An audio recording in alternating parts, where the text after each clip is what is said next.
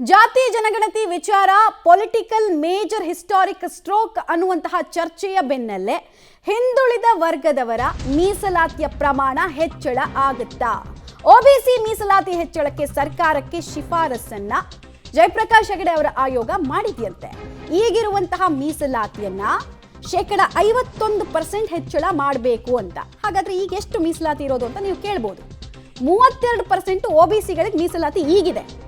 ಅದು ಸಾಕಾಗಲ್ಲ, ಅದ್ರ ಬದಲು 51% ನೀವು ಬರೀ ಒಬಿಸಿಗಳಿಗೆ ಮಾಡಬೇಕು ಅಂತ ಶಿಫಾರಸನ್ನ ಈ ವರದಿ ಹೊಂದಿದೆ ಅನ್ನೋದು ಗೊತ್ತಾಗ್ತಾ ಇದೆ. ಸೊ ನಮಗೆ ಗೊತ್ತಿರೋ ಹಾಗೆ ಸುಪ್ರೀಂ ಕೋರ್ಟ್ ಇಂದಿರಾ ಸಹಾನಿ ಕೇಸ್ನಲ್ಲಿ 50%ಗಿಂತ ಹೆಚ್ಚಾಗಿ ಮೀಸಲಾತಿಯನ್ನು ಮಾಡಬಾರ್ದು ಅಂತ ತೀರ್ಪನ್ನು ಕೊಟ್ಟಿದೆ, ಐತಿಹಾಸಿಕ ತೀರ್ಪನ್ನ.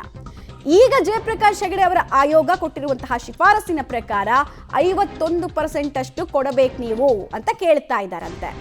ಕೇಂದ್ರ ಸರ್ಕಾರ ಈ ತಿದ್ದುಪಡಿಯನ್ನು ತರುತ್ತಾ ಅಂತ. ಇದಕ್ಕೆಲ್ಲ ಅವಕಾಶ ಬರೋದು ಸ್ಕೆಡ್ಯೂಲ್ 9ಗೆ ಈ ವಿಚಾರವನ್ನು ಸೇರಿಸಿದಾಗ ಮಾತ್ರ. ಅದರ ಪವರ್ ಸ್ಟೇಟಿಗೆ ಇದೆಯಾ ಅಂತ ಕೇಳಿದ್ರೆ ಇಲ್ಲ, ಆ ಪವರ್ ನೇರವಾಗಿರೋದು ಕೇಂದ್ರಕ್ಕೆ. ಏನ್ ಮಾಡುತ್ತೆ ಹಾಗಾದ್ರೆ? ಅದ್ರ ಜೊತೆಗೆ ಮುಸ್ಲಿಂ ಸಮುದಾಯದ ಮೀಸಲಾತಿ ಹೆಚ್ಚಳಕ್ಕೂ ಶಿಫಾರಸನ್ನ ಮಾಡಲಾಗಿದೆ.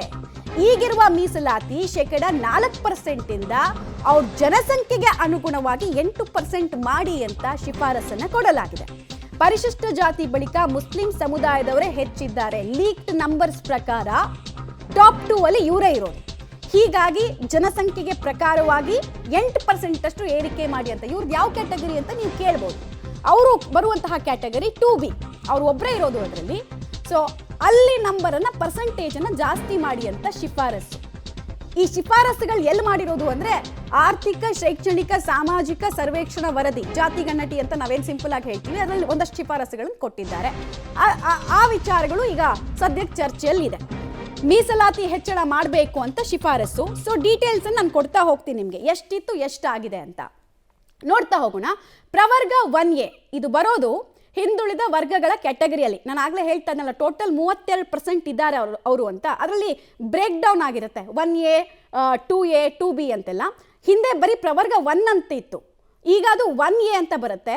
ಮೀಸಲಾತಿಯ ಪ್ರಮಾಣ 6% ಕೊಡಬೇಕು, ಕಾರಣ ಅವರ ಜನಸಂಖ್ಯೆ 35 ಲಕ್ಷದಷ್ಟು ಇದೆ ಅಂತ ಹೇಳ್ತಿದ್ದಾರೆ. ಹಿಂದೆ ಕೇವಲ ಇದ್ದಿದ್ದು ಪ್ರವರ್ಗ 1 4% ಅಂತ. 4% ಅಲ್ಲಿ ಯಾರು ಬರ್ತಿದ್ರು ಅಂತ ಕೇಳಿದ್ರೆ ಬೆಸ್ತರು, ಆಮೇಲೆ ನಡಾಫ್ ಮುಸ್ಲಿಮ್ರು ಅಂತ ಅವ್ರು ಬರ್ತಾ ಇದ್ರು. ಅವ್ರ ತರ ಒಂದಷ್ಟು ಸಬ್ ಕಾಸ್ಟ್ಗಳು ಬರ್ತಾ ಇತ್ತು. ಈಗ ಅಲ್ಲಿ ಏನ್ ಮಾಡಿದ್ದಾರೆ, ಡಿವಿಷನ್ ತಗೊಳ್ತಾ ಇದ್ದಾರೆ 1A, 1B ಅಂತ. 1B ಅಲ್ಲಿ ಮೀಸಲಾತಿ 12% ಕೊಡಿ. ಜನಸಂಖ್ಯೆ 1B ನಲ್ಲಿರುವಂತಹ ಕಮ್ಯುನಿಟಿಗಳದ್ದು 73.94 ಲಕ್ಷದಷ್ಟು ಜನ ಇದ್ದಾರೆ. ಹೀಗಾಗಿ ಇವರಿಗೆ 12% ಅಷ್ಟು ಸವಲತ್ತುಗಳನ್ನು ನಾವು ಮೀಸಲಿಡಬೇಕು ಅನ್ನೋದು ಶಿಫಾರಸಿನ ಭಾಗ ಆಗ್ತಿದೆ. 2A category. 2A ನಲ್ಲಿ ಮುಂಚೆ ಇದ್ದಿದ್ದು ಮೀಸಲಾತಿ ಪ್ರಮಾಣ ಎಷ್ಟು ಕೇಳಿದ್ರೆ 15%. ಈಗ 15%ನಿಂದ 10%ಗೆ ಇಳಿಕೆ ಮಾಡಿ ಅಂತ ಕೇಳ್ತಾ ಇದ್ದಾರೆ, ಅಂದ್ರೆ ಶಿಫಾರಸಲ್ಲಿ ಹೇಳಿದ್ದಾರೆ.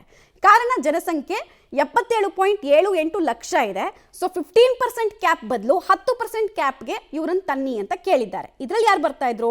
ಕುರುಬರು, ಈಡಿಗರು, ವಿಶ್ವಕರ್ಮರು, ಅವರೆಲ್ಲ ಇದರಲ್ಲೇ ಬರ್ತಾ ಇದ್ದು. ಅವ್ರ ಜೊತೆಗೆ ಇನ್ನೊಂದಷ್ಟು ಕಾಸ್ಟ್ಗಳು ಬರುತ್ತೆ. ಸೊ 15ರಿಂದ 10% ಮೀಸಲಾತಿಯನ್ನು 2Aಗೆ ಕೊಡಿ ಅಂತ ಶಿಫಾರಸು. ಮುಂದಕ್ಕೆ ಹೋಗೋಣ.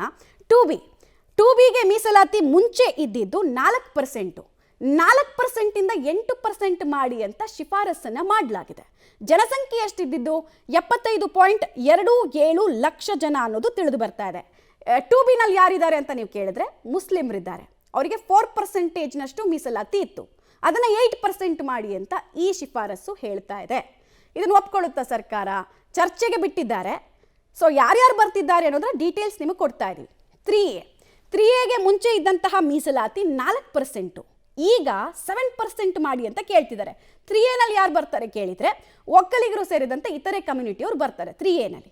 ಸೊ 4 to 7% ಜಂಪ್, ಅಂದರೆ ಒಂದು 3% ಹೆಚ್ಚಳ ಮಾಡಿ, ಬಿಕಾಸ್ ಇವ್ರದ್ದು ಜನಸಂಖ್ಯೆ 72 ಲಕ್ಷದಷ್ಟು ಇದೆ ಅಂತ 3A ಕ್ಯಾಟಗರಿಗೆ ಸಂಬಂಧಪಟ್ಟಂತೆ ಶಿಫಾರಸನ್ನು ಮಾಡಲಾಗಿದೆ. 3B ಕ್ಯಾಟಗರಿಯಲ್ಲಿ ಮುಂಚೆ ಇದ್ದಂತಹ ನಂಬರು 5% ರಿಸರ್ವೇಷನ್ ಇದ್ದಿದ್ದವ್ರಿಗೆ, ಈಗ ಅದನ್ನು 8% ಮಾಡಿ, ಕಾರಣ ಅವರ ಜನಸಂಖ್ಯೆ 81 ಲಕ್ಷ ಇದ್ದಾರೆ ಅಂತ ಹೇಳ್ತಾರೆ. 3B ನಲ್ಲಿ ಯಾರು ಬರ್ತಾರೆ ಕೇಳಿದ್ರೆ ಈ ರೋಮನ್ ಕ್ಯಾಥಲಿಕ್ ಕ್ರಿಶ್ಚಿಯನ್ಸ್ ಇದ್ರಲ್ಲ, ಅವರು, ಬಣ್ಸು, ಜೈನ್ಸು, ಇವರೆಲ್ಲ ಬರ್ತಾರೆ. ಇವ್ರ ಜೊತೆಗೆ ಇನ್ನೊಂದಷ್ಟು ಕಮ್ಯುನಿಟಿಗಳು, ಲಿಂಗಾಯತರು, ಅವರು ಇವಾಗ 2Aಗೆ ಹೋರಾಟ ಮಾಡ್ತಿದ್ದಾರೆ, ಇಲ್ಲಿಂದ ಹೋಗ್ಬೇಕು 2Aಗೆ ಅಂತ ಅವರು ಯೋಚನೆ ಮಾಡ್ತಿರೋದು. ಸದ್ಯಕ್ಕೂ 3B ನಲ್ಲಿದ್ದಾರೆ. ಸೊ 81 ಲಕ್ಷ ಜನ ಮೀಸಲಾತಿ ಹಿಂದೆ ಇದ್ದಿದ್ದು 5%, ಈಗ ಶಿಫಾರಸು ಆಗ್ತಿರೋದು 8%. ಸೊ 3% ಇವರಿಗೆ ಇಲ್ಲಿ ರೈಸ್ ಆಗುವಂತಹ ಸಾಧ್ಯತೆ ಇದೆ. ಇದು ಶಿಫಾರಸ್ನಲ್ಲಿರುವಂತಹ ಮೀಸಲಾತಿಯ ಪ್ರಮಾಣ. ಟೋಟಲ್ ಆಗಿ ಎಷ್ಟು ಇದನ್ನೆಲ್ಲ ಕ್ಯಾಲ್ಕುಲೇಟ್ ಮಾಡಿದ್ರೆ ಎಷ್ಟಾಗ್ಬಿಡುತ್ತೆ ಅಂತ ಕೇಳಿದರೆ, ಈ 8% ಮತ್ತು ನಾವು ಆಗಲೇ ಹೇಳ್ತಾ ಇದ್ವಲ್ಲ 10%, 12%, ಅದೆಲ್ಲ ಸೇರಿಸಿದ್ರೆ 51% ಆಗೋಗುತ್ತೆ. ಸುಪ್ರೀಂ ಕೋರ್ಟು ಎಲ್ಲ ಜಾತಿಗಳ ರಿಸರ್ವೇಷನ್ನು 50% ಮೀರಬಾರ್ದು ಅಂತ ತೀರ್ಪನ್ನು ಕೊಟ್ಟಿದೆ.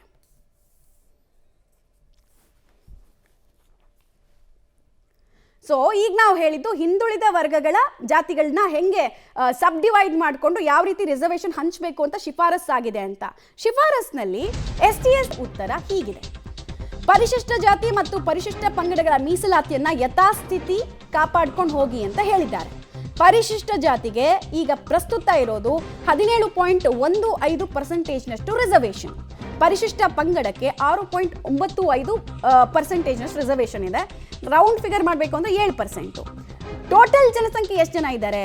1,60,00,000 ಜನ ಪರಿಶಿಷ್ಟ ಜಾತಿ ಮತ್ತು ಪರಿಶಿಷ್ಟ ಪಂಗಡಕ್ಕೆ ಸೇರಿದವರು ಇದ್ದಾರೆ. ಹೀಗಾಗಿ ಇವ್ರ ರಿಸರ್ವೇಷನ್ನು ಇವ್ರಿಗೆ ಸರಿ ಇದೆ ಅಂತ ಶಿಫಾರಸನ್ನು ಮಾಡಿದ್ದಾರೆ. ಮೀಸಲಾತಿಯ ಪ್ರಮಾಣವನ್ನು ಗಮನಿಸ್ತಾ ಇದ್ದೀರಾ. ST ಪರಿಶಿಷ್ಟ ಜಾತಿಗೆ ಸಂಬಂಧಪಟ್ಟಂತೆ 17.15%, ಜನಸಂಖ್ಯೆ 1.08 ಕೋಟಿಯಷ್ಟು ಜನ ಇರೋದ್ರಿಂದ ಕೊಟ್ಟಿರುವಂತಹ ಮೀಸಲಾತಿ ಸರಿ ಇದೆ ಅನ್ನುವಂತಹ ಅಭಿಪ್ರಾಯ ಕೂಡ ಸರ್ವೆ ಮಾಡಿದವರಲ್ಲಿ ವ್ಯಕ್ತ ಆಗ್ತಾ ಇದೆ. ಪರಿಶಿಷ್ಟ ಪಂಗಡಕ್ಕೆ ಸೇರಿದವ್ರದ್ದು ರಿಸರ್ವೇಷನ್ ಕೂಡ 6.95%ನಷ್ಟು ಏನಿದೆ ಕ್ಯಾಪು, ಅದು ಸರಿ ಇದೆ ಅಂತ ಹೇಳ್ತಿದ್ದಾರೆ. ಜನಸಂಖ್ಯೆ ಟೋಟಲ್ ಆಗಿ 42 ಲಕ್ಷ ಜನ ಇದ್ದಾರೆ ಅಂತ. ಬಟ್ ಇಲ್ಲೂ ಒಂದು ಕ್ಯಾಚ್ ಇದೆ, ಇದು ಅಷ್ಟು ಈಸಿ ಇಲ್ಲ.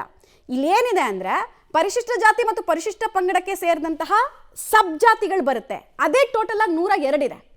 ಸೊ ಅಲ್ಲಿ ಅಗೇನ್ ಒಳ ಮೀಸಲಾತಿ ಬಗ್ಗೆ ಏನಾದರೂ ಇವರು ಶಿಫಾರಸನ್ನು ಮಾಡಿದ್ದಾರೆ ಅನ್ನೋದು ಒಂದು ಡೌಟ್ ಇದೆ. ಕ್ಲಾರಿಫಿಕೇಶನ್ ಸಿಕ್ಕಿದ್ರೆ ಕ್ಲಿಯರ್ ಆಗುತ್ತೆ. ರೈಟ್, ಡೀಟೇಲ್ಸ್ ಕೊಡ್ತಾರೆ. ನೇರ ಸಂಪರ್ಕದಲ್ಲಿ ಜಾಯಿನ್ ಆಗ್ತಾ ಇದ್ದಾರೆ ರವೀಶ್. ಇಂದಿರಾ ಸಹಾನಿ ಕೇಸ್ ನಮಗೆಲ್ಲ ಗೊತ್ತೇ ಇದೆ. ಸುಪ್ರೀಂ ಕೋರ್ಟ್ ಬಹಳ ಕ್ಲಿಯರ್ ಆಗಿ ಹೇಳಿತ್ತು 50%ನಷ್ಟು ರಿಸರ್ವೇಷನ್ ಅನ್ನ ಯಾವುದೇ ಸರ್ಕಾರಗಳು ಮೀರುವಂತಿಲ್ಲ ಅಂತ. ಬಟ್ ತಮಿಳ್ನಾಡನ್ನ ಹೊರತುಪಡಿಸ್ಬಿಡ್ಬೇಕು ನಾವು, ಬಿಕಾಸ್ ಅವ್ರಿಗೊಂದು ಇಮ್ಯುನಿಟಿ ಸಿಕ್ಕಿದೆ. ಕೇಂದ್ರದಿಂದಲೇ ಜಯಲಲಿತಾ ಟೈಮ್ನಲ್ಲಿ ಇಮ್ಯುನಿಟಿ ತಗೊಂಡ್ರು. 69% ರಿಸರ್ವೇಷನ್ ಅವ್ರೊಬ್ಬರಿಗೆ ಬಿಟ್ಟರೆ ಇನ್ಯಾರ ವಿಚಾರದಲ್ಲೂ ನಮ್ಗೆ ಆ ಥರದೊಂದು ಜಯ ಸಿಕ್ಕಿದ್ದು ನೋಡಿಲ್ಲ ನಾವು.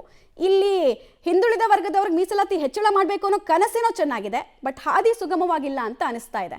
ಆಮೇಲೆ ಪ್ರವರ್ಗ 1 ನೋಡ್ತಾ ಇದ್ವಿ ನಾವು, 1A 1B ಅಂತೆಲ್ಲ ಡಿವಿಷನ್ ಮಾಡಿದ್ದಾರೆ. ಯಾರನ್ನ ಹೊಸದಾಗಿ ಆಡ್ ಮಾಡೋದಕ್ಕೆ ಮುಂದಾಗ್ತಾ ಇದೆ ಸರ್ಕಾರ ಅಂತ? ಮಮತಾ, ಪ್ರಮುಖವಾಗಿರ್ತಕ್ಕಂಥದ್ದು ಜಯಪ್ರಕಾಶ್ ಹೆಗ್ಡೆ ಅವರ ನೇತೃತ್ವದ ಆಯೋಗ ಶಿಫಾರಸುಗಳನ್ನು ಮಾಡಿದೆ. ಇದು ಒಂದು ರೀತಿಯಲ್ಲಿ ಸರ್ಕಾರಕ್ಕೆ ಚಾಲೆಂಜ್ ಅಂತ ಹೇಳ್ಬೋದಾಗಿದೆ. ಜಯಪ್ರಕಾಶ್ ಹೆಗ್ಡೆ ಅವರ ಶಿಫಾರಸುಗಳನ್ನು ಜಾರಿ ಮಾಡುತ್ತೆ. ಹಾಗಾಗಿ ಸದ್ಯಕ್ಕೆ ಇರತಕ್ಕಂಥ ಒಂದು ಕಾನೂನಿನಲ್ಲಿ ಅದಕ್ಕೆ ಅವಕಾಶ ಇಲ್ಲ. ಏಕೆಂದರೆ ಈ ಹಿಂದೆ ಒಂದು ಮೀಸಲಾತಿ ಹೆಚ್ಚಳ ಮಾಡಿದಂಥ ಸಂದರ್ಭದಲ್ಲೂ ಕೂಡ ಈಗ ಕರ್ನಾಟಕದಲ್ಲಿ ಹಾಲಿ ಇರತಕ್ಕಂಥದ್ದು 56%, ಅಂದರೆ 17.15% SCಗೆ ಮತ್ತು ಆ ಒಂದು 6.95% STಗೆ ಒಂದು ರೀತಿ ಏನು ಹೆಚ್ಚಳ ಮಾಡಿದ್ರು ಆ ಹೆಚ್ಚಳವನ್ನು ಕೂಡ ಅಧಿಸೂಚನೆಯನ್ನು ಹೊರಡಿಸಿದ್ದಾರೆ. ಹಾಗಾಗಿ ಇದು ಎಲ್ಲೂ ಕೂಡ ಒಂದು ರೀತಿಯಲ್ಲಿ ಚಾಲೆಂಜ್ ಆಗಿಲ್ಲ. ಆ ಕಾರಣಕ್ಕೋಸ್ಕರವಾಗಿ ಈಗ 56% ಇದೆ. ಜೊತೆಗೆ ಎಲ್ಲೋ ಒಂದು ಕಡೆ ಆ ಒಂದು EWS ಅನ್ನು ಜಾರಿಗೆ ತರಬೇಕು ಅಂತ ಏನಿತ್ತು ಅದು 10% ಆ್ಯಡ್ ಆನ್ ಆಗಿಲ್ಲ ಇನ್ನೂ ಕೂಡ ಕರ್ನಾಟಕದಲ್ಲಿ. ಅದಾದರೆ 66% ಆಗುತ್ತೆ. ಈಗ ಜಯಪ್ರಕಾಶ್ ಹೆಗ್ಡೆ ಅವರು ತಮ್ಮ ಜಾತಿ ಗಣತಿಯ ಒಂದು ಆರ್ಥಿಕ ಸಮೀಕ್ಷೆ ಮತ್ತು ಸಾಮಾಜಿಕ ಶೈಕ್ಷಣಿಕ ಸಮೀಕ್ಷೆಯ ವರದಿಯನ್ನು ಆಧರಿಸಿ ಎಲ್ಲ ಒಂದು ಕಡೆ ಜನಸಂಖ್ಯೆಯೂ ಕೂಡ ಹೆಚ್ಚಳ ಆಗಿದೆ ಅಂತಲೂ ಕೂಡ ಹೇಳಿರ್ತಕ್ಕಂಥ ಹಿನ್ನೆಲೆಯಲ್ಲಿ ಮೀಸಲಾತಿ ಪ್ರಮಾಣ ಹೆಚ್ಚಳ ಆಗಬೇಕು ಅಂತ. ಅದ್ರ ಜೊತೆಗೆ ಎಲ್ಲೋ ಒಂದು ಕಡೆ ಹಿಂದುಳಿದ ವರ್ಗದಲ್ಲಿ 5 ಬರ್ತಾ ಇತ್ತು, ಅದನ್ನು 6ಕ್ಕೆ ಹೆಚ್ಚಳ ಮಾಡಿರ್ತಕ್ಕಂಥದ್ದು. ಅಂದರೆ ಪ್ರವರ್ಗ 1 ಇರ್ತಕ್ಕಂಥದ್ದನ್ನ 1A ಮತ್ತು 1B ಅಂತಲೂ ಕೂಡ ಮಾಡಿದ್ದಾರೆ. ಜೊತೆಗೆ 2A ಮಾಡಿದ್ದಾರೆ. ಹಾಗಾಗಿ 2Aಲಿರ್ತಕ್ಕಂಥ ಕೆಲ ಜಾತಿಗಳನ್ನು ಶಿಫ್ಟ್ ಮಾಡುವಂಥ ಪ್ರಯತ್ನವನ್ನು ಈ ಒಂದು ಶಿಫಾರಸ್ನಲ್ಲಿ ಹೇಳಿರ್ತಕ್ಕಂಥದ್ದು. ಅಂದರೆ ಆ ಒಂದು 1Bಗೆ 2Aಲಿರ್ತಕ್ಕಂಥ ಜಾತಿಗಳನ್ನು ಒಂದು ರೀತಿಯಲ್ಲಿ ಶಿಫ್ಟ್ ಮಾಡಿ ಅಲ್ಲಿ ಆ ಒಂದು ಮೀಸಲಾತಿ ಪ್ರಮಾಣವನ್ನು ಕೂಡ ಒಂದು ರೀತಿಯಲ್ಲಿ ಡಿವೈಡ್ ಮಾಡುವಂಥ ಕೆಲಸವನ್ನು ಜಯಪ್ರಕಾಶ್ ಹೆಗ್ಡೆ ಅವರ ನೇತೃತ್ವದ ಆಯೋಗ ಮಾಡಿದೆ.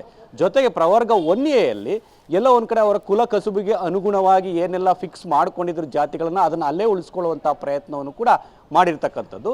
ಆ ಕಾರಣಕ್ಕೋಸ್ಕರವಾಗಿ ಒಂದು ಜಾತಿಗಳ ಒಂದು ಜನಸಂಖ್ಯೆಗೆ ಅನುಗುಣವಾಗಿ ಮೀಸಲಾತಿ ಪ್ರಮಾಣವನ್ನು ಹೆಚ್ಚಳ ಮಾಡಬೇಕು ಅನ್ನೋ ಶಿಫಾರಸು ಇರ್ತಕ್ಕಂಥದ್ದು. ಹಾಗಾಗಿ ಸಂವಿಧಾನದ 9ನೇ ಪರಿಚ್ಛೇದಕ್ಕೆ ಒಂದು ರೀತಿಯಲ್ಲಿ ಇದು ತಿದ್ದುಪಡಿಯನ್ನು ತರಬೇಕಾಗುತ್ತೆ. ಅದಕ್ಕೆ ಕೇಂದ್ರ ಸರ್ಕಾರದ ಮೊರೆಯನ್ನು ಕೂಡ ಹೋಗಬೇಕಾಗುತ್ತೆ. ಹಾಗಾಗಿ ರಾಜ್ಯ ಸರ್ಕಾರಕ್ಕೆ ಇದು ಒಂದು ರೀತಿಯಲ್ಲಿ ಚಾಲೆಂಜಿಂಗು. ಯಾಕೆಂದರೆ ಆ ಸಂದರ್ಭದಲ್ಲಿ 14% ಮಾತ್ರ ಸಾಮಾನ್ಯ ವರ್ಗಕ್ಕೆ ಸಿಗುತ್ತೆ. ಹಾಗಾಗಿ ಇದನ್ನು ಯಾವ ರೀತಿ ರಾಜ್ಯ ಸರ್ಕಾರ ಒಂದು ರೀತಿಯಲ್ಲಿ ಕಾರ್ಯರೂಪಕ್ಕೆ ತರುತ್ತೆ ಅನ್ನೋದು ಕೂಡ ಕಾದು ನೋಡಬೇಕಾಗುತ್ತೆ. ಆದರೆ ಜಾತಿ ಗಣತಿಯ ಜನಸಂಖ್ಯೆಗೆ ಅನುಗುಣವಾಗಿ ಶಿಫಾರಸು ಮಾಡಿರ್ತಕ್ಕಂಥದ್ದು ಮಮತಾ. ಆದರೆ ಇನ್ನೂ ಕೂಡ ಈ ಬಗ್ಗೆ ಈ ವರದಿಯನ್ನು ಏನು ಮಾಡಬೇಕು ಮತ್ತು ಯಾವ ರೂಪದಲ್ಲಿ ಇದನ್ನು ಜಾರಿಗೆ ತರಬೇಕು ಅನ್ನೋದಕ್ಕೂ ಸರ್ಕಾರ ಮಟ್ಟದಲ್ಲಿ ಇನ್ನೂ ಕೂಡ ಚರ್ಚೆ ಆಗಿಲ್ಲ. ನಿನ್ನೆಷ್ಟೇ ವರದಿ ಮಂಡನೆ ಆಗಿದೆ. ಹಾಗಾಗಿ ಮುಂದಿನ ಕ್ಯಾಬಿನೆಟ್ನಲ್ಲಿ ಸ್ವೀಕಾರ ಆಗಿ ಅದಕ್ಕೆ ಬೇರೆ ಬೇರೆ ರೀತಿಯ ಅಧ್ಯಯನಕ್ಕಾಗಿ ಸಚಿವ ಸಂಪುಟ ಉಪಸಮಿತಿಯನ್ನು ರಚನೆ ಮಾಡಿ ಆ ನಂತರ ಯಾವ ಸೂತ್ರವನ್ನು ಮುಂದಿಡ್ತಾರೆ ಕಾದು ನೋಡಬೇಕು ಮಮತಾ. ಧನ್ಯವಾದ ರವೀಶ್ ತಮ್ಮ ಮಾಹಿತಿಗಾಗಿ.